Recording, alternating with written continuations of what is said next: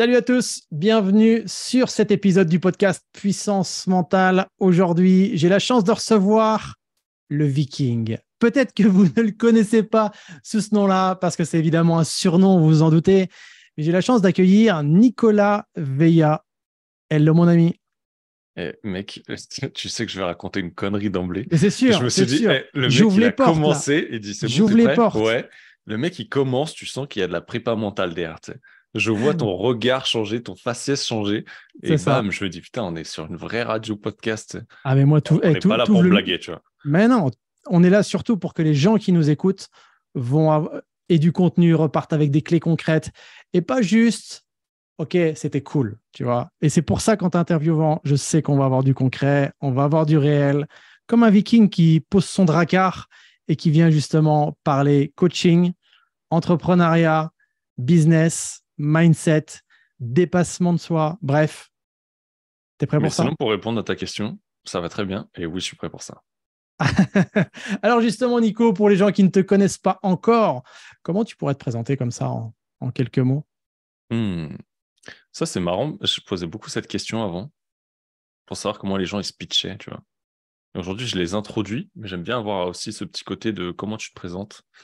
Euh, J'aime pas mettre une seule étiquette parce que j'aime bien jouer avec mes casquettes. Bizarrement, aujourd'hui, j'en ai pas sur la tête pour notre podcast. Je peux en mettre une, j'en ai une à côté de moi. Mais parce que je joue beaucoup sur plusieurs casquettes, principalement avec les casquettes de mentor et de coach. Mhm. Euh, Aujourd'hui, comment je me définirais? C'est une très bonne question. Mais Je me... justement, je me permets, derrière cette casquette de mentor et de coach, parce que ça, c'est valable aussi pour les gens qui nous entendent, qui nous écoutent. Euh, qu'est-ce qu'on peut réunir derrière comme valeur, qui C'est permettrait de... exactement là-dessus que j'allais partir. J'allais te Bah, dire, c'est au pour lieu de ça. te mettre une étiquette de qu'est-ce que je fais, je te dirais plutôt qui je suis et comment ça vibes. Je te Yes. dirais que, tu vois, je vais reprendre un des termes on échangeait tout à l'heure. Je suis plutôt le mec wild et aventurier, ce qui correspond peut-être avec le Mhm. côté viking. Euh, un mec pour qui les valeurs, tant communautaires et connexion, sont importantes, mais aussi le côté nature, environnement personnel et professionnel, et aussi ce côté d'authenticité, d'être soi, tu vois. Et je pense que c'est ce qui nous a réunis, c'est que tant le parcours qu'on vit, que d'être des personnes qui connectent facilement. En tout cas, c'est le cas pour moi. C'est ce qui m'a permis d'en être là aujourd'hui. C'est peut-être la casquette que j'ai le moins utilisée, d'être cette casquette de connecteur et de facilitateur. Euh, mais voilà, je dirais que c'est ça avant tout. Quelqu'un qui aime bien se dépasser. Je pense que je suis un gros nounours, ce que beaucoup ne voient pas, parce qu'ils voient souvent, quand on parle de viking, ils voient toujours ce côté, OK, viking, c'est des bourrins, hache, du sang et du cul. Sauf qu'ils oublient le côté des valeurs premières, où c'était un peuple qui avait des valeurs très fortes, où il y avait un équilibre homme-femme, où tu retrouvais des Mhm. femmes à la tête des peuples, mais aussi tête de tribus de guerrières, et où c'était un peuple qui visait se dépasser tant dans l'exploration que dans le côté commerce, et qui allait explorer de nouvelles zones, ou les conquérir aussi de temps en temps. Euh, et en vrai, les mecs, c'est des nounours, tu vois. Parce que tu avais Mhm. une valeur forte de la famille et de l'amitié. Et c'est ça que j'aime et que je retrouve beaucoup. Et que c'est une étiquette qui m'a été collée, que j'ai gardée, que j'ai essayé d'enlever, qui m'est revenue. Du coup, je l'ai gardée. Yes. Excellent. Et c'est vrai que c'est aussi comme ça que moi je te connais, c'est-à-dire avec cette étiquette de à la fois fort quand on doit être fort, nounours quand on doit être nounours, cohésion, esprit famille. Mais avant le coaching, avant l'entrepreneuriat, où est-ce que tu en étais, Nico? Je sais que tu n'en parles pas beaucoup spécialement et juste. Ça, Non, non, mais c'est intéressant, tu vois. J'ai fait un. Si on parlait de bain froid en off, j'ai fait un bain froid sur un balcon à Suresnes il y a quelques semaines et j'ai échangé avec deux anciens marins-pompiers de Marseille Mhm. qui me disaient, du coup, mais partage plus parce que quand même, on faisait pas la même profession exactement. Euh, T'es une personne qui comprend notre vocabulaire et, euh, et dans tes partages, on va se retrouver, tu Mhm. vois. Sans forcément rentrer dans le détail des interventions. Je pense que c'est intéressant, et donc c'est un peu le message que je passerai avant de répondre à ta question, de partager beaucoup plus sur nos expériences, aussi petites nous paraissent-elles, aussi insignifiantes nous paraissent-elles. Et c'est un des principes de PNL avec Polo, tu vois, ou avec toi, c'est en fait tu vas créer du lien au travers de ça avec les gens de ta communauté, et Mhm. c'est hyper important en vrai. Parce que le lien, il se crée d'abord par qu'est-ce que la personne a vécu et en quoi elle va se retrouver dedans. Où est-ce que j'en étais? C'est une bonne question. D'ailleurs, avant que tu débutes là-dessus, Nico, juste faire un parallèle pour les gens qui nous écoutent. Par rapport à ce que va nous dire Nico, là, maintenant, à l'heure où vous écoutez, quel parallèle vous pouvez faire, vous, à votre vie, par rapport à votre vie, dans son parcours, même si c'est évidemment pas le même parcours, mais comment vous vous reconnaissez de près ou de loin dans ce qu'il va nous partager? Donc, oui, avant là, où est-ce que tu en étais?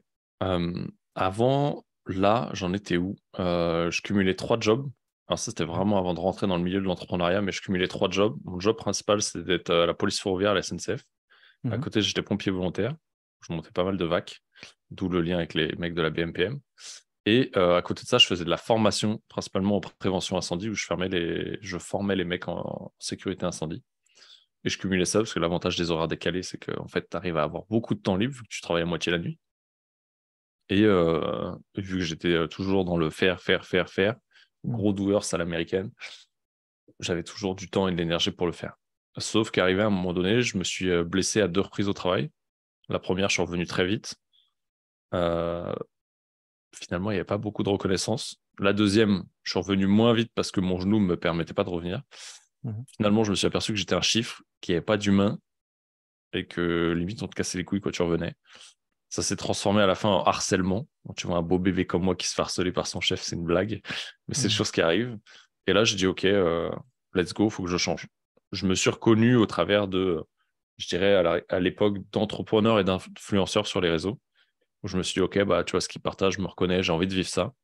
J'y vais. Je me suis lancé une première fois dans l'entrepreneuriat, photo et vidéo, mais c'est Ouais. pas à ce moment-là qu'on s'est connus. Je me suis Ouais. lancé là-dessus, le Covid est arrivé et je travaille énormément avec des entrepreneurs du web, des coachs, des conférenciers, des auteurs. Ouais, juste un instant, parce que là, il y a des choses qui, pour moi, selon moi, il y a des gens qui nous écoutent là maintenant et qui peuvent se reconnaître.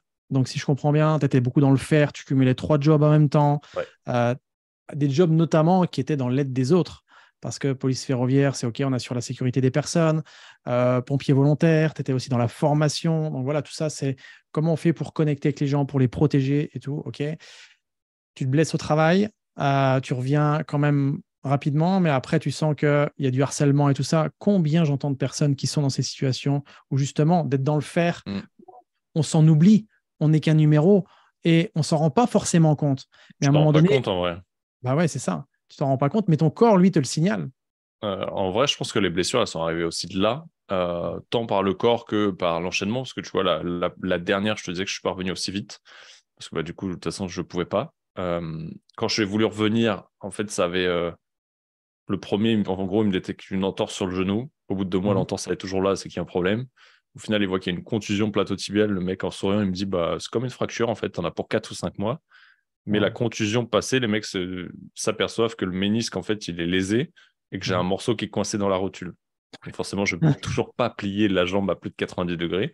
Et tu vois, c'est une succession de ça, mais plus la blessure se guérit, plus elle libère d'autres trucs qui étaient cachés par Mhm. les IRM, tu vois, avec l'inflation et autres. Inflation. Enfin, bref, avec la contusion, elle prenait de la place à L'inflammation. l'image, l'inflammation, voilà. Mhm. Et donc, du coup, ça cachait le reste. Et donc, du coup, ça a duré sur presque 2 ans, 1 an et demi. Euh, et en vrai, quand tu reviens, tu te dis, bah ok, ils vont être contents de te retrouver. Mais en fait, non, il y a quelques collègues qui sont contents de te retrouver. Les autres, en fait, ça change pas grand-chose. Donc tous les gens où tu pensais que c'était une belle famille, je dirais pas le mot, mais c'était une belle famille Voilà. dans pas fait. D'empoter. Ouais. Et en vrai, ouais, tout ton monde, il se pète. Mhm. Et là, c'est comment tu fais, tu vois. Et Mhm. l'avantage d'être tout seul chez toi, c'est que tes journées, elles sont très longues. Et qu'à un moment donné, ta télé, Netflix, les jeux Ouais. vidéo, c'est bien. Mais tu te fais vite chier, donc tu vas chercher une solution. La solution, je l'ai trouvée dans, OK, qu'est-ce que je fais de ma vie, tu vois? Et je me Mhm. suis totalement remis en question à ce moment-là. Et, euh, et en fait, je me suis simplement projeté. L'avantage d'avoir des collègues qui ont tous les âges, c'est de me dire, bah, est-ce qu'à dans 10 ans, je me vois faire les mêmes tafs Mhm. avec des enfants, des horaires décalés, soit pas pouvoir les emmener à l'école, soit pas pouvoir les coucher, euh, être au sang éclaté et finalement faire beaucoup d'argent, mais pas vraiment en profiter, tu vois. Apparaître un Ouais. acheteur compulsif, je faisais pas des trucs de ouf parce qu'en fait, je remplissais un maximum mon emploi du temps, sûrement aussi pour être occupé. Mhm. Et en plus, quand tu reviens, bah, déjà, tu redescends de toutes les énergies qu'il y avait parce que tu t'es déconnecté totalement du taf. Euh, Tu changes radicalement. En tout cas, moi, c'est ce qui m'est arrivé. J'ai des collègues qui m'ont raconté des histoires sur des interpellations. J'ai halluciné. Mhm. Et je me suis décomposé quand j'ai posé la question, t'étais avec qui? Mhm. Il m'a dit, bah, avec toi. Et là, dans ma tête, je me suis dit, je suis un gros, Ouais. je ferai pas le mot, qui finit par Bernard. Et là, en fait, ton mode s'était déjà écroulé, que tu le réécroules en disant, putain, mais en fait, t'as contribué à faire ça, tu vois. Et, euh, et en fait, c'est là où t'as un désalignement, où c'est peut-être comme ça que je l'ai réalisé, parce que j'avais peut-être bossé plus sur moi, lu quelques livres. À l'époque, je crois que j'avais lu le premier livre un peu mindset business que j'ai lu, c'était Mhm. Réfléchissez et devenez riche de Napoléon Hill, Ouais. qui est très dur à lire. J'ai mis plusieurs mois à le lire, mais Surtout en la fait, première fois, tu te dis, mais vers où il veut aller? Et au final, ça paraît tellement perché, sauf que ouais, quand tu vis c'est les choses hyper par la puissant. suite, c'est Il est ouf ce livre. une grosse réalité que tu peux Et, vivre. euh, et en fait, bah, je constate, tu vois, ce désalignement de valeur de la boîte, de vision. Et en fait, Hmm. j'avais essayé à plusieurs reprises de monter les échelons dedans ou de postuler chez le concurrent. Et en fait, je réalise que, en fait, plus je vais monter dans les échelons, plus je vais être une tranche dans le sandwich et pas un des pains extérieurs. Et quand bien même j'arrivais au pain du dessus, en fait, je pourrais jamais changer la vision du service, tu vois. Hmm. Parce que j'aurais jamais la main mise dessus. Et là, je me suis dit, mais en fait, ça sert à rien de continuer là-dedans, tu vois. Parce que bah, ça me correspondait pas, tant la vision, tant les valeurs que le côté inhumain et le côté managérial, je t'en parle même pas, tu vois. Ouais. Donc tout ça, ça t'amène une sorte d'impuissance, c'est ça, par rapport à ce que toi, tu as envie, vers où tu veux aller. Tu te sens vraiment un peu pot de terre contre pot de fer, c'est ça? Ouais, t'avais à la fois le côté impuissance, à la Ouais. fois le côté, dans tous les cas, je vibre plus et ça me fait chier.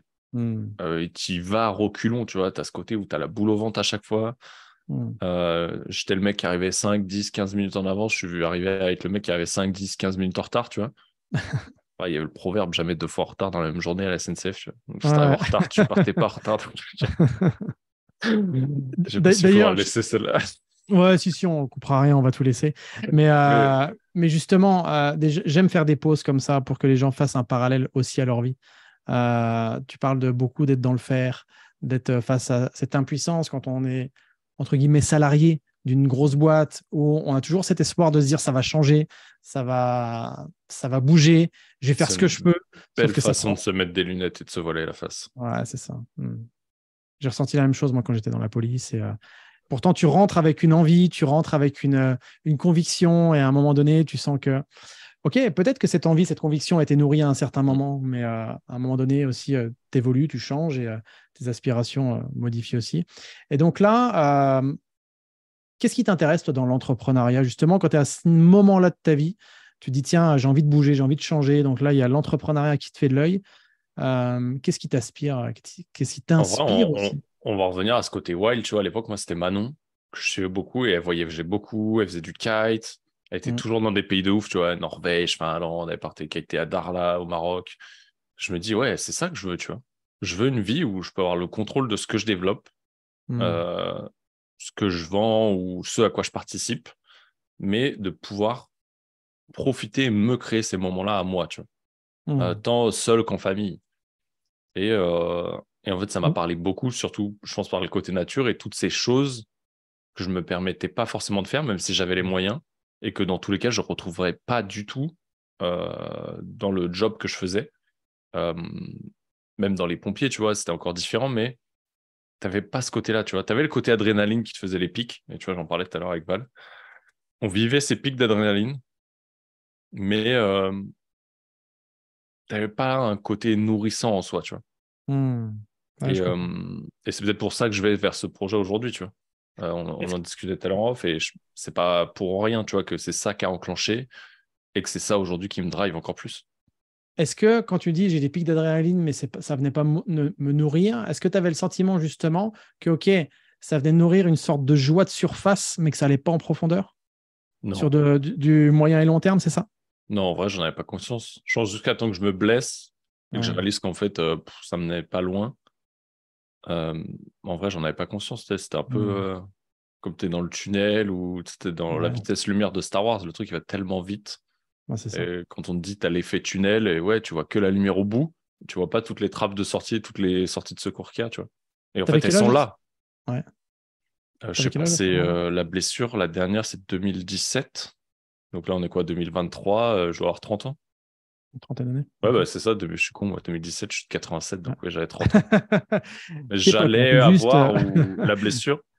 Je crois que j'avais eu mes 30 ans quand je me blesse, ou c'était juste avant, je sais pas, à peu de choses près, tu vois, 29, 30. Ok. Et finalement, tu es plus donc, dans ce moment-là où, cette bascule de tranche de vie, tu es plus attiré par un style de vie, c'est ça? Quand tu dis que tu vois cette personne-là à faire du kite, à aller à Darla, enfin, tu dis waouh, En fait, c'est. je dirais qu'il y a à la fois le style de vie et à Ouais. la fois le modèle, peut-être le modèle de vie, tu vois, de Hmm. salarié passer à entrepreneur, tu vois, et de vraiment Ouais. créer quelque chose pour moi Hmm. sur lesquels j'ai le contrôle. Et c'était vraiment les deux, tu vois, c'était pas que l'un que l'autre. Hmm. C'était vraiment de créer quelque chose où je pouvais vraiment créer la vision que j'envoyais Hmm. et profiter d'un style de vie à terme, tu vois. Alors souvent au Ouais. début, on est vite attiré par le style de vie. Je fais le disclaimer à ta place. Mais il arrive souvent beaucoup plus tard que ce qu'on espérait. Même si tu arrives à profiter d'expérience.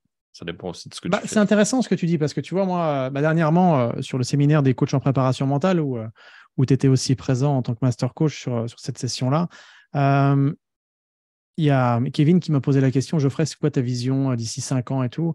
Et moi, je lui ai parlé en style de vie aussi. Mm. Et c'est vrai que des fois, je vois des gens dire, bah, moi, je veux faire telle chose, faire telle chose. Et moi, aujourd'hui, j'aime me projeter, tu sais, en me disant, tiens, quelle personne j'ai envie d'être dans 5 ans? Et qu'est-ce qui va venir nourrir dans le faire?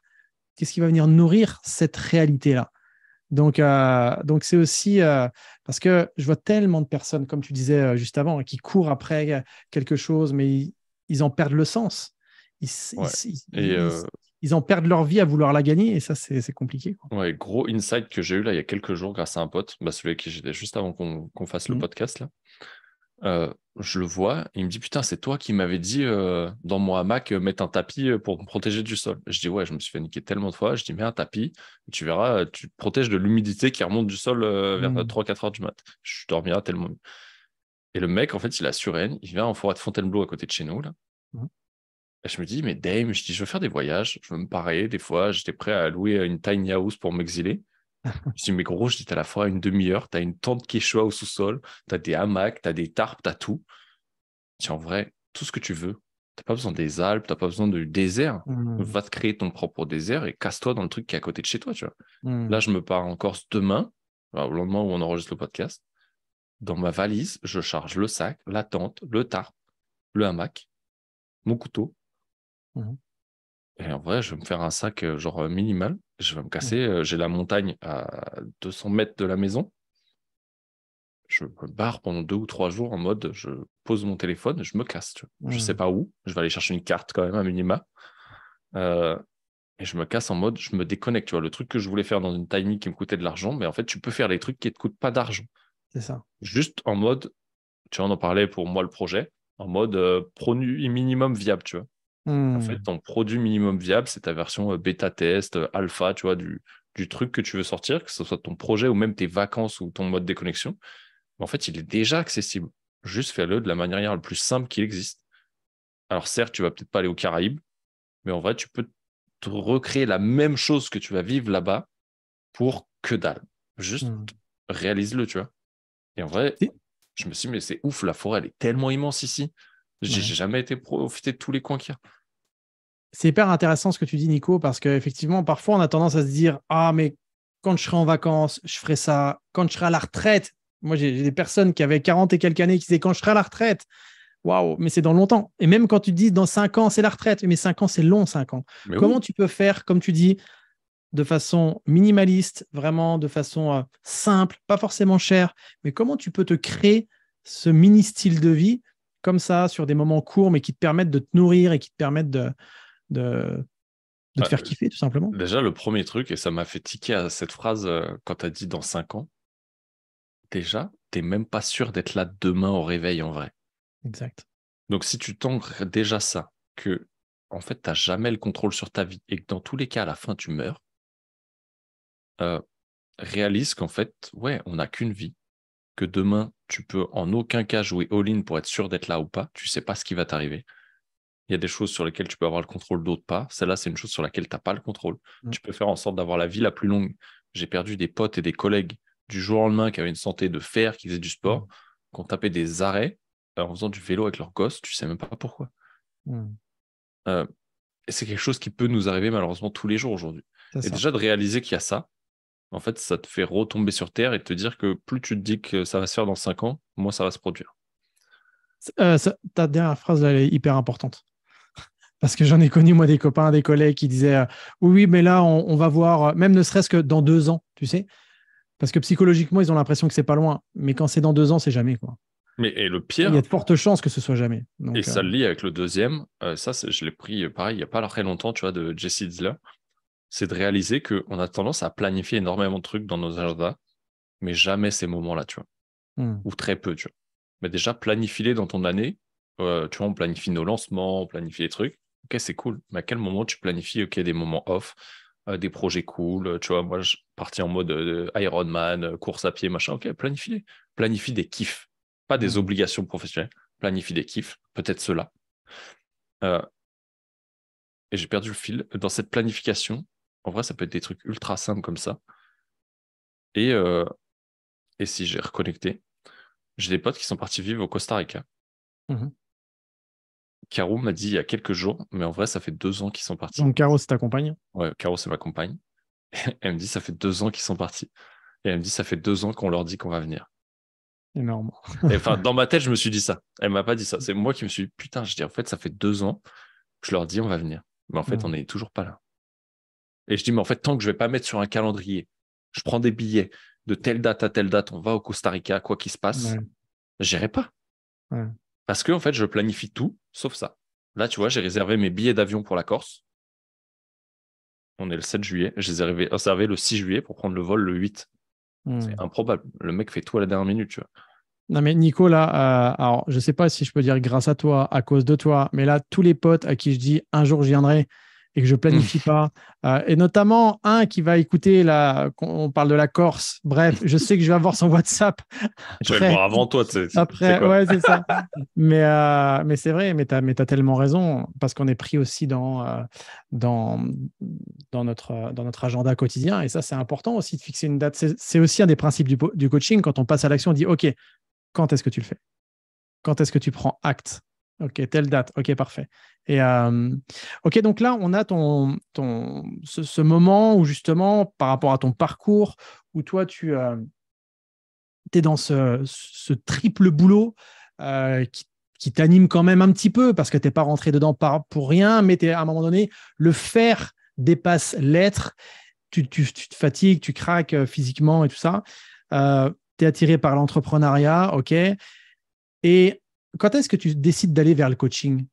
Parce que le coaching, finalement, moi, quand je t'écoutais au tout début de notre entrevue, quand tu parles d'aider les autres, d'accompagner, d'être présent pour eux, la cohésion, déjà, tu faisais certainement du coaching d'une façon un peu particulière et qui était la tienne. Mais là, concrètement, quand est-ce que tu décides de t'orienter vers le coaching? Alors, disclaimer, la police ferroviaire, je suis vraiment arrivé là par hasard. D'accord. J'étais au pompier, je faisais des jobs en sécurité incendie. Je bossais sur un très gros site qui avait une grosse partie de centre de recherche qui appartenait à Alcatel à l'époque. Donc, c'était un site classé défense avec une partie, parce qu'ils étaient en cours de rachat, où ils avaient créé des data centers. Donc, c'est vraiment un côté informatique, sécurité de données du CAC 40.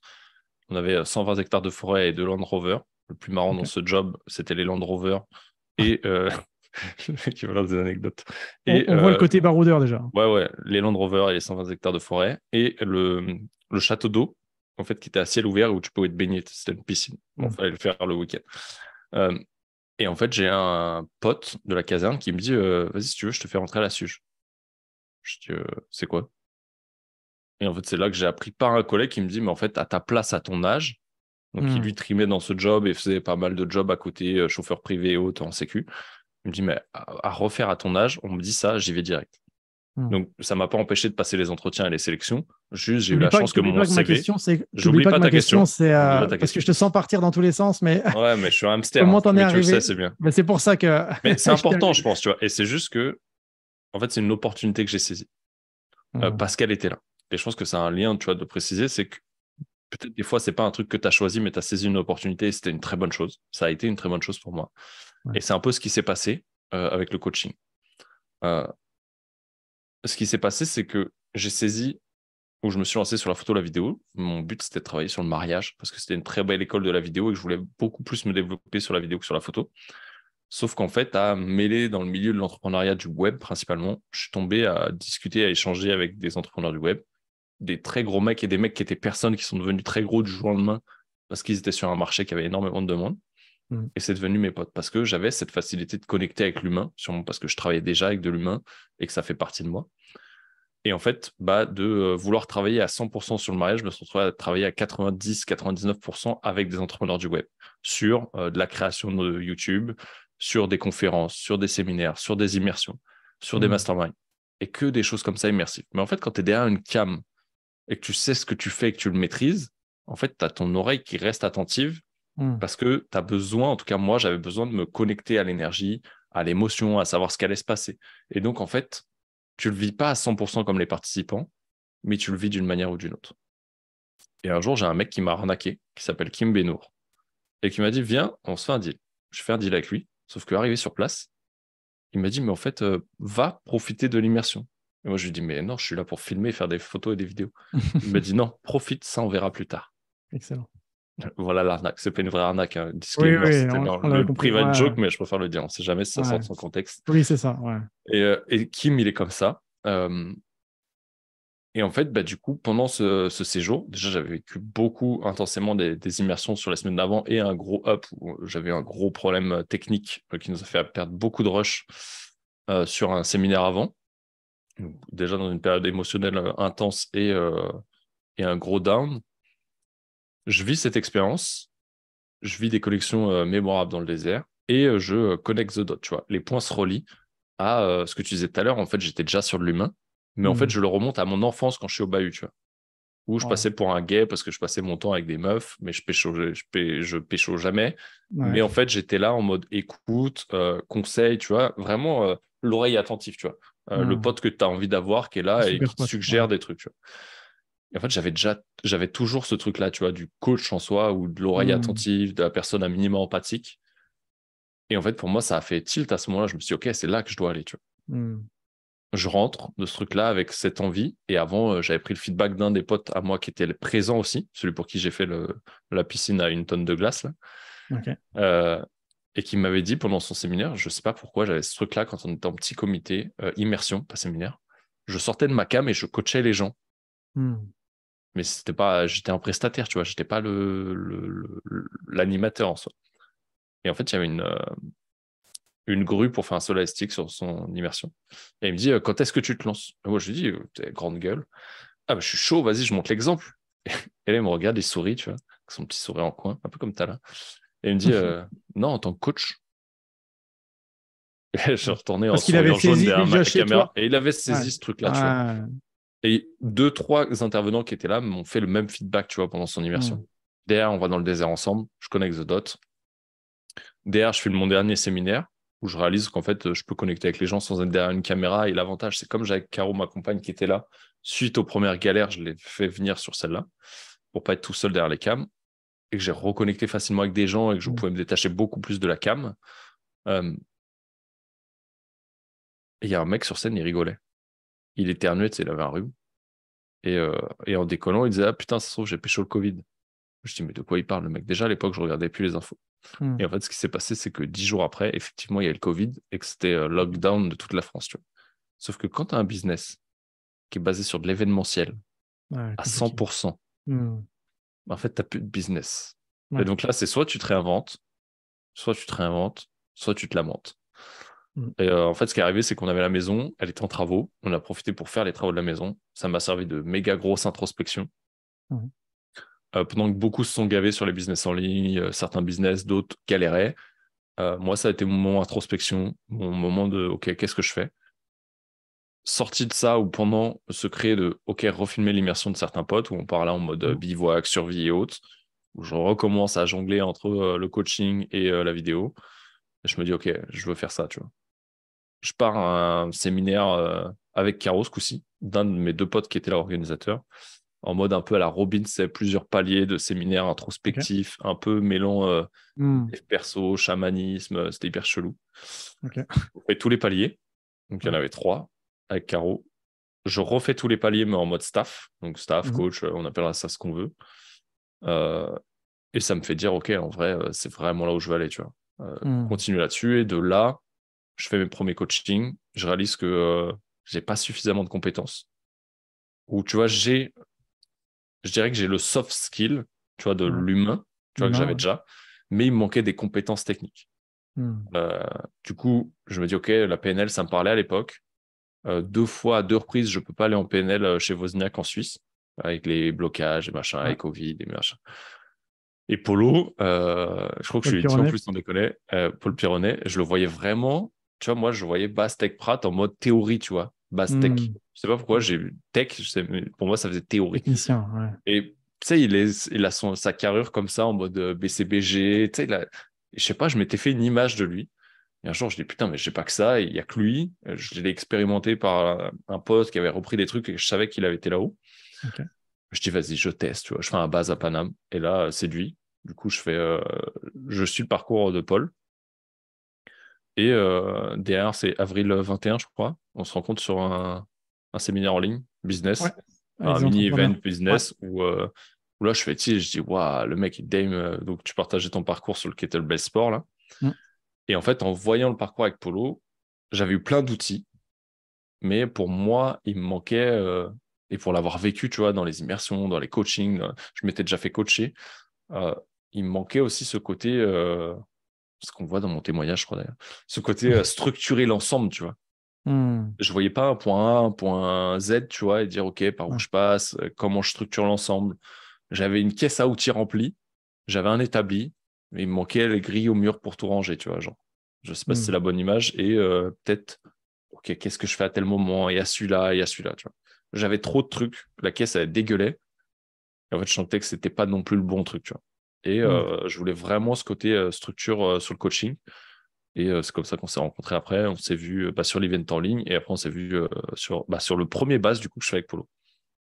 C'est intéressant ton parcours, Nico, parce qu'il y a beaucoup de personnes qui sont comme ça, qui sont dans un job, qui à un moment donné ont besoin de l'humain, et puis se rendre compte que des fois, c'est leurs proches qui leur disent, qui sont là pour leur faire remarquer qu'ils ont cette capacité à aider les gens, qui ont cette capacité naturelle d'écoute, de présence, de conseil parfois. Certains s'y prennent bien, parfois certains s'y prennent de façon maladroite. Et c'est intéressant qu'effectivement, après, tu te diriges vers la PNL, qui est excellent. En plus, Paul Pironnet, enfin Polo, hein, comme on l'appelle, c'est un copain, c'est un ami. Euh, et après, tu as ce besoin de retrouver une méthodologie, une méthode qui va t'aider justement. Je me souviens, à notre premier appel, toi, tu avais cette envie déjà de créer, enfin, d'avoir une méthode pour structurer notamment tes immersions, notamment tes. Ouais, parce que Euh, je pense qu'en plus quand on se voit, j'étais sur le projet de la deuxième immersion parce que la première n'avait pas eu lieu à cause du Covid c'est et ça. j'étais en train de préparer la deuxième. Mm. Et donc, ok, tu te formes au sein de l'Académie Puissance Mentale, ok, ça c'est cool, c'est un super moment, notamment pour moi, d'avoir un gars comme toi qui est à la fois, À la fois il qui suit dit, rien et à la fois il suit. ouais, ouais, qui dit qu'il suit rien, mais qui suit quand même, ça, il n'y a aucun doute par rapport à ça. On a vu aussi ta belle évolution, donc ça c'était chouette. Et aujourd'hui, toi, tu décides d'accompagner des entrepreneurs, parce que c'est vrai que nous, on a différents types de personnes, des gens qui accompagnent des sportifs, des dirigeants, des chefs d'entreprise, des particuliers, des associations, dans le monde médical, enfin, dans le monde scolaire aussi, il y a vraiment de tout. Et toi, tu décides d'aller vers l'entrepreneuriat. Qu'est-ce qui t'amène justement à aller vers ce type de public? En vrai, je pense que c'est une règle de business qui est assez simple et que ça a été une évidence pour moi, c'est que souvent on te dit quand tu veux accompagner des gens, ou quel que soit le business que tu veux lancer, mais surtout dans l'accompagnement, c'est soit tu le fais par choix et tu choisis Mhm. qui tu veux accompagner, soit tu prends qui t'étais il y a 2 ans, 6 mois, 1 an, 2 ans en arrière, soit sur une expertise précise, soit par rapport à un réseau que tu as. En vrai, j'avais une expertise, j'avais un réseau, et c'était moi il y a 2 ans en arrière. Mhm. Donc, ouais, j'ai réuni ces trois-là, et finalement, ça a été un choix, tu vois, mais j'ai pas fait un choix d'aller sur une niche où je connaissais rien. J'étais sur un choix où j'ai vécu cette situation de Mhm. commencer dans l'entrepreneuriat, parce que j'ai commencé en tout cas à accompagner au début des entrepreneurs qui commençaient ou qui étaient dans un stade à peu près que j'avais franchi. C'était une expertise que j'avais, tant de commencer un business que de l'avoir développé. Et c'était un réseau auquel j'avais accès parce que grâce à la vidéo avant, qui a été ma première étape pour en arriver là et à réaliser finalement que j'avais pas besoin d'une caméra pour connecter avec les gens et me cacher derrière. Parce que je me cachais souvent derrière une caméra d'ailleurs. J'ai été comme ça en vrai, tu vois. Et ça s'est montré comme une évidence pour moi parce que c'était le truc qui était là devant moi. Et let's go, tu vois, pourquoi pas la saisir. Et les entrepreneurs que tu accompagnes, c'est quel type d'entrepreneur, toi? Est-ce que tu as un type bien spécifique? Parce que toi, au départ, ton parcours, j'ai vraiment trouvé intéressant parce que, OK, tu avais ton activité où toi, tu accompagnais en individuel, mais tu es aussi intervenu dans des grosses structures. Parce que des fois, quand les gens se disent, je me forme au coaching, c'est nécessairement en individuel, ils montent leur structure, les clients viennent à eux, alors que toi, en intervenant dans des structures importantes, tu avais les clients qui étaient déjà là et ça t'a permis, hop, tu ouvres la caméra, tu coaches. Tu n'avais pas forcément ce travail de prospection à faire. Bon, tu l'avais en parallèle pour ta structure perso. Mais comment tu as fait justement pour intégrer ce type de grosse structure? Est-ce que tu as démarché? Est-ce que c'est des gens qui sont venus à toi? Comment, par exemple, les gens qui voudraient accéder, comme toi tu l'as fait, à des grosses structures, qu'est-ce que tu leur conseillerais finalement? Déjà, ce qui est intéressant, c'est que j'ai fait partie de 3 structures. 3 grosses structures françaises, je pense, sur l'infoprenariat, on peut le dire. Ce qui est intéressant, c'est que la première, j'y ai accédé parce que j'ai participé au programme. Du coup, ça a commencé dans un deal, tu vois, pour accéder en gros à un step supérieur. Ça a été, OK, viens, tu coaches et t'accèdes au truc, tu vois. On s'est trouvé un win-win qui nous correspondait à tous les deux. Et c'est parti comme ça. C'est des win-win que j'avais déjà fait avant en vidéo. Pour moi, tu peux y aller sur des trucs comme ça tant que c'est écologique pour toi et que tu sens intérieurement que c'est bon. Si tu sens qu'il y a un truc qui pue, n'y va pas. Quand tu dis ça, c'est-à-dire par rapport en termes de des fois, gagnant-gagnant? tu vois, des fois, tu vas te dire, ouais, j'y vais parce que je sais qu'il y a un intérêt, mais tu sens que tu vas perdre de l'énergie ou que c'est pas OK. N'y va pas, tu vois. C'est ça. Souvent, parce qu'en fait, l'énergie que tu vas y mettre, elle te ferme à ce que tu pourrais avoir derrière. OK, certes, tu vois pas ce qu'il y a derrière, mais en vrai, tu n'as pas besoin de le voir. Donc déjà, ça a commencé comme ça. Et en fait, sans le savoir, je savais pas que c'était genre une des meilleures cartes de visite que j'aurais pu avoir aussi, tu vois. J'y étais parce que ça me parlait, que pareil, en termes de vision, de vibes, et que je savais que c'est ce que j'avais besoin. Et que c'est un des premiers conseils qu'il m'avait donné en plus, quand on a commencé l'accompagnement et avant qu'on trouve ce deal, c'est avec le réseau que tu as, OK, démarche les mecs et demande-leur s'ils ont besoin de coach dans leur équipe, tu vois. Ce que je n'avais pas fait. Tu vois. Et ce qui s'est fait petit à petit jusqu'à ce que lui me le propose. Et genre 1 mois plus tard de commencer avec eux, je fais un podcast avec la deuxième et qui m'annonce ça à la sortie du podcast, tu vois. Je dis, vas-y, let's go, je suis trop chaud, tu vois. Donc là, c'est elle qui est venue me chercher. Mais encore une fois, parce que j'avais été un ancien client de son programme. Donc, en tout cas, les deux avaient fait la sélection dans les clients de leur programme. Alors, je pense que c'est aussi plus facile parce que tu connais l'écosystème, tu connais l'écosystème, tu connais la méthode. Donc, voilà. tu vois, déjà, je pense que, et la majorité font ça, beaucoup, en tout cas sur des postes de coach, c'est toujours un plus quand tu connais l'écosystème. Et le troisième, je ne connaissais pas du coup tout l'écosystème. Par contre, j'avais 2 belles cartes de visite. J'étais au courant qu'elle allait faire un recrutement de par un coach aussi qui bossait dans d'autres structures que la sienne. Et lui m'avait dit pertinemment qu'il n'aurait pas le temps. Et en fait, j'étais en Corse, d'ailleurs, je crois. Et ça, c'est à peu près à la même période, là, un mois décalé. Et en fait, je ne sais pas pourquoi j'ouvre mon Facebook. C'était une personne que je suivais jamais, qui n'avait rien à voir en plus avec les entrepreneurs. J'ouvre mon Facebook et je vois son post, tu vois. Je dis, Dave, vas-y, il faut que je postule, tu vois. Je me dis, tiens, c'est le truc que Rafi m'a parlé. Et je dis, vas-y, j'y vais, tu vois. Et ça s'est fait comme ça. Et là, j'ai passé les étapes de recrutement, tu vois, parce qu'il y avait un poste qui était affiché, OK, recrute coach homme sur partie leadership, tu vois. Donc, je rentrais en ligne de compte parce que déjà, j'étais un mec.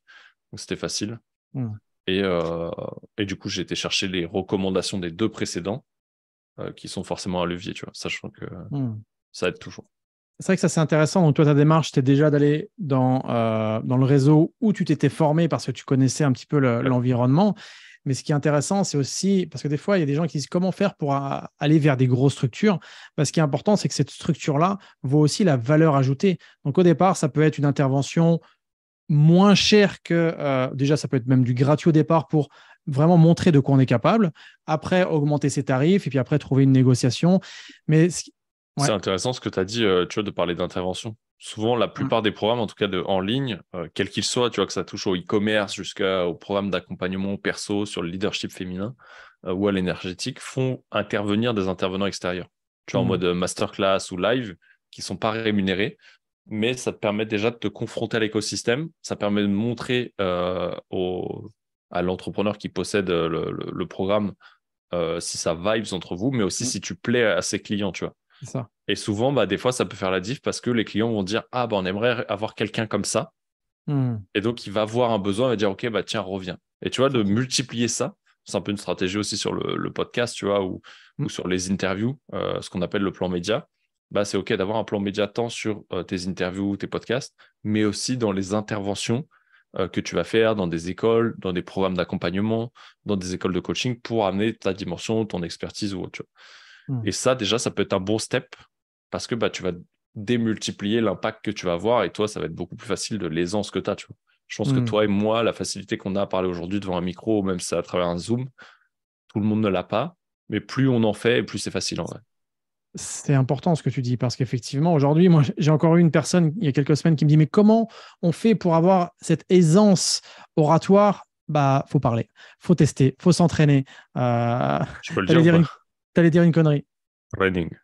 Ouais, training. Il faut juste s'entraîner et c'est que ça. Et après, Mais s'autoriser rends-le aussi amusant, tu vois. Rends-le amusant, tellement. Tu vois, moi, le podcast, ça a été un truc, ça a été un terrain de jeu pour moi parce que c'est un média que je Ouais. kiffe. Je vois d'animer. À chaque fois que les gens ils me demandent si je vibe avec le mec ou je sens que ça peut être OK, même si je le connais pas, je dis oui. Il y a des périodes comme ça, tu vois. Il y a des périodes où je vais dire non, mais je vais dire oui parce que je sais que c'est un entraînement. Et après, c'est comment tu challenges, tu vois. Toi, tu as fait les mini-conférences, c'est la province, c'est le Goku. C'est ça. OK, bah, multiplie ces trucs-là, tu vois. Et tu le faisais beaucoup plus avant. Euh, En fait, il faut prendre ça comme un terrain de jeu et pas comme une obligation. Et à partir du moment où tu kiffes, fais-toi plaisir et tu verras que ça vient tout seul.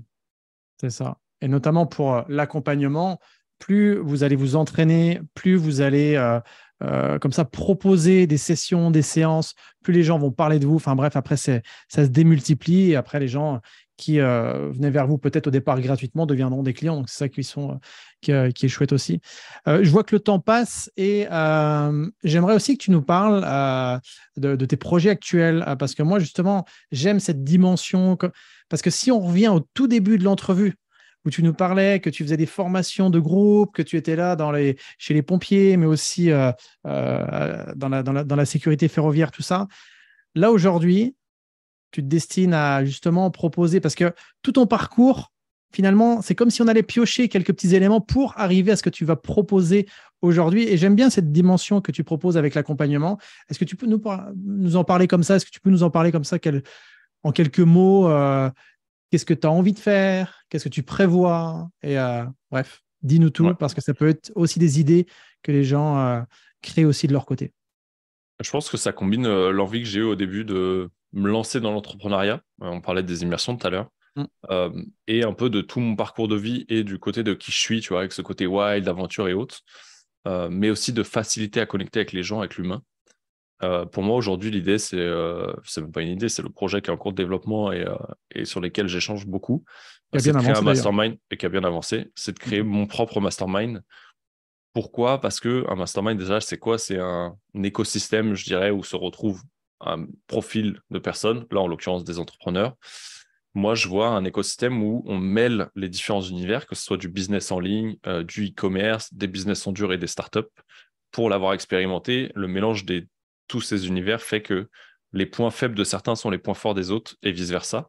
Et donc, on arrive à créer un écosystème qui est ultra varié et où les personnes où on n'aurait même pas soupçonné arrivent à nous challenger ou à nous faire ressortir des choses positives, tant de par leur questionnement, tant de leur partage que des idées qu'on pourrait avoir qu'on n'a pas pensé du tout parce qu'elles ne font pas partie de l'écosystème sur lequel on nous a éduqués. Ça, c'est super Donc, puissant. déjà, c'est hyper puissant. C'est un peu le mode cerveau collectif, tu vois, le mastermind, traduction bête.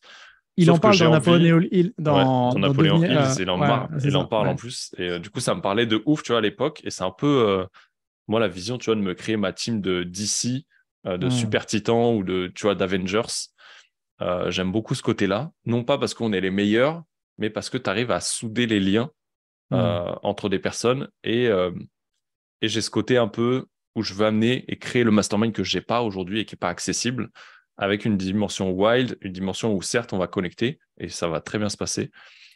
Tu vas pouvoir accéder à ton réseau mais à celui des autres, mais aussi à une dimension où tu vas te dépasser et physiquement et mentalement et émotionnellement parce que dans tous les cas ton évolution tu l'auras qu'à partir du moment où tu vas te déstabiliser là-dessus.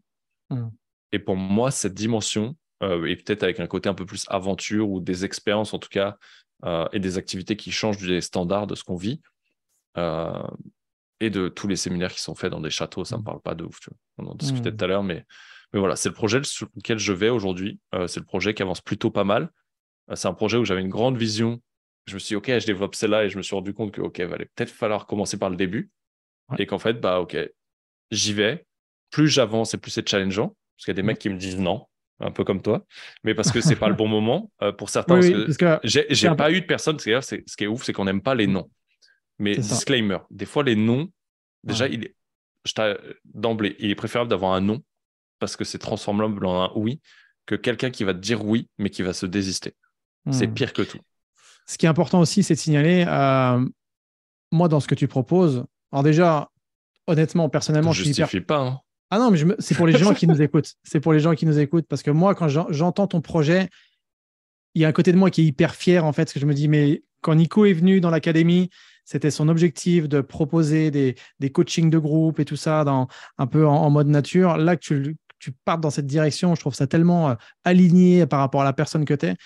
Et c'est vrai que quand tu me l'as proposé, moi, je t'ai dit non, mais pas un non parce que ça ne m'intéresse pas et que j'ai pas confiance. C'est un non parce que c'est pas le bon moment pour moi. Ouais. Mais moi, j'ai toute ma confiance en toi et je sais très bien que dans ce que tu vas proposer, ça va être du très lourd, que les gens vont y trouver vraiment de la valeur. Donc ça, moi, je me fais aucun souci par rapport à ça. Et je pense qu'il était important de le signaler parce que certains qui m'écoutent vont dire « Oh, si Geoffrey a dit non, c'est que derrière, il y a… » Non, il n'y a rien du tout. C'est une histoire de timing et de focus. Donc, Et c'est ça qui est intéressant, même sans préciser l'histoire, c'est qu'un non, en fait, une fois que tu l'as, c'est pas définitif, en fait. C'est peut-être un non parce que c'est pas le bon moment. C'est peut-être un non parce que la personne a d'autres projets. La question de timing, elle peut être hyper variable, tu vois, ou tant dans l'énergie. Tu vois, récemment, sur le podcast, par exemple, j'ai eu Ulysse Lubin. En fait, ça faisait 6 mois qu'il disait non à tous les podcasts. Je suis le seul mec à qui il a dit oui, alors qu'il s'est dit de dire non sur un non. C'est juste, je suis tombé dans le bon créneau. C'est ça. Il y en a d'autres qui m'avaient dit oui, qui se sont désistés parce que c'était pas le bon moment. Et encore une fois, moi, je trouve qu'il est préférable d'avoir un non, qui est justification ou pas, en fait, on s'en fout. Déjà, c'est hyper important parce que ça aussi, moi, ça me challenge sur le projet, mais ça me permet de prendre des feedbacks, tu vois, de constater que, OK, finalement, tous les profils que je veux, OK, il y a un truc que je prends pas en compte, c'est que les mecs, ils sont pas aussi free flight que moi, en mode je réserve mes billets du jour au lendemain, tu vois. Et ils ont un planning, ils ont prévu des choses beaucoup plus à l'avance que je fonctionne. J'ai un fonctionnement qui est comme ça et c'est OK. Par contre, pas le leur. Et c'est à prendre en considération. Et ça me permet de faire des feedbacks et de me dire, OK, est-ce que le projet il est viable, il est pas viable? Aujourd'hui, cette réponse, je ne l'ai pas. Par contre, elle m'a amené OK, le projet que je voyais à son stade final, c'est pas celui-là que je dois développer aujourd'hui. Par contre, il faut que je commence par le stade initial. Et OK, au lieu d'avoir 30-40 personnes tout de suite et tous les potes que je rêve d'avoir, peut-être cette année, c'est pas OK pour eux, mais je vais quand même aller les chercher. Mais en priorité, je vais aller chercher toutes les autres personnes que je pensais aller chercher après en leur disant, regarde, il y a tous les potes qui sont déjà là. Maintenant, en fait, je vais peut-être commencer par elles parce que je kiffe tout autant les avoir, mais en mode, je sais qu'elles ne se reconnaissent pas dans les autres aussi, tu vois. Qu'elles n'ont pas ça ou parce que ça ne leur parle pas, tant question de budget, de timing ou autre, mais que ça se trouve, elles ont beaucoup plus le timing aussi.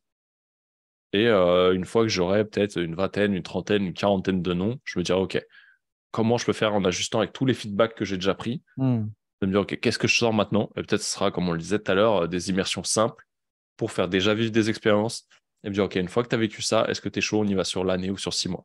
Déjà, je suis passé de l'année à 6 mois, de 6 mois à dire, OK, j'ajuste et je vais ajuster au fur et à mesure. Tu vois, j'ai déjà des personnes qui sont in, c'est cool. Maintenant, il m'en faut d'autres pour que ce soit viable et que ce soit un groupe quand même un peu sympa. Mais encore une fois, on est obligé de tester. Et c'est pas parce qu'on a un nom, 2 noms, 3 noms que le projet n'est pas viable. Bien au contraire. Au contraire, c'est hyper facile. C'est hyper facile. C'est beaucoup plus facile qu'il y paraît d'en parler finalement. Par rapport à l'excitation que j'avais, tu vois. Souvent, on mêle la peur et l'excitation, mais en fait, la sensation dans ton corps, c'est la même, tu vois. Et donc, moi, aujourd'hui, je préfère me dire que c'est de l'excitation que de la peur. Par contre, est-ce qu'il y a des personnes, c'était challengeante? Bah ouais, appeler des Paul Pironnet et lui présenter le projet, finalement, c'était hyper challengeant. Tu vois, d'en discuter avec toi à une soirée où c'était pas forcément le bon moment non plus, ouais, ça reste challengeant, tu vois, parce que c'est un projet qui me drive de ouf. Et comme je te le disais, c'est le premier projet. Et toi, tu m'as mis l'alerte de, ouais, mef, faut quand même que ça génère du cash. De me dire, je pense pas à l'argent qui est généré. Juste tellement le truc, il me drive et que je sais que c'est là où je dois aller, tellement la vision que j'ai, elle est ouf. Bah, je sais que je vais y aller. Et tu vois, il y a une phrase, putain, j'ai pas envie d'écorcher son nom, c'est David, je crois, qui est l'un des 8 cofondateurs de Ledger, qui a dit, je l'ai rencontré il y a 20 jours, 10 jours. Et ce qui est marrant, c'est que non, c'est pas l'archevêque, c'est David, du coup. L'autre. J'ai vu l'archevêque et après, j'ai vu David, qui est sur Vierzon. Et il dit, dans tous les cas, si ça marche pas, on va faire en sorte que ça marche. Bah ouais. Et en vrai, bah ouais, c'est juste que tu vas ajuster. Et let's go, tu vois, avance. Ok, bah ça t'est déjà arrivé de tomber. Bah relève-toi et avance. Et en fait, ce qui est marrant, c'est que dans le business, alors je dis c'est marrant, ça ne l'est pas, mais les gens, ils veulent que tout marche du premier coup. Alors qu'en fait, quand tu vas au sport, tu te tapes des séances et des séances, t'en fais 10 000, t'as été à l'école, t'as jamais appris tout du premier coup, t'as appris à conduire, tu galérais de ouf. C'était pas automatique au début, tu vois. Mais bizarrement, dans le business, on veut que tu fasses un call, t'as signé. Bah non, en vrai, c'est pas si facile que ça. Et juste, faut adapter, tu vois. En tout cas, c'est la force que je te reconnais. C'est tu as cette idée, tu as cette vision et tu la confrontes au terrain. C'est-à-dire que tu vas discuter avec les gens, tu parles de ton offre et là, tu as des retours, tu as des feedbacks, tu ajustes, tu peaufines, tu améliores. Et je suis sûr que quand on va se revoir dans quelques mois, tu auras quelque chose qui sera vraiment adapté à la demande. Mais elle est déjà adaptée à la demande. Mais des fois, je sais que l'offre, en modifiant quelques petites quasi paramètres. no-brainer, tu vois. C'est juste, OK, trouve ce qui va matcher. Tu vois, j'ai eu 2 personnes surintéressées, tu vois, en plus de celles que j'ai pas eues, qui sont un peu en suspens. Et je me dis, OK, qu'est-ce qui fait qu'elles n'ont pas déjà dit oui? C'est qu'il y a un truc, tu vois, encore à ajuster. Et je vais le chercher avec elles, tu vois. Je discute et je leur dis, OK, fais-moi un feedback, je le veux, tu vois. C'est quoi? C'est le budget, c'est le truc, c'est qu'est-ce qui fait que le budget, malgré tout ce qu'il y a dedans, et c'est là où on voit que rajouter des trucs, ça sert à rien, en fait. Il fait pas décider tout de suite, tu vois.